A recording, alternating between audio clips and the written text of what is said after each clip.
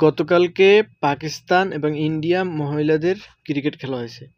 তো সেখানে কি করছে, খেলার মধ্যখানে খেলার মাঝে আপনার স্প্রে দিছে, মানে সুঘ্রাণের স্প্রে।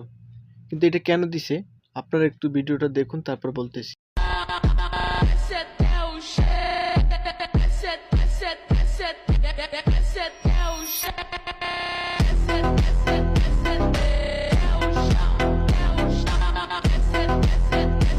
তারপরে কি, যখন সংবাদ সম্মেলন করলো তখন পাকিস্তানি নারী ক্রিকেটার বলল যে আসলে তারা প্রস্রাব করে পানি নেয় না, এর জন্য আমরা খেলার মাঝে খুবই দুর্গন্ধ ছড়াচ্ছিল, এর জন্য আমরা মাঠে স্প্রে দিয়েছি।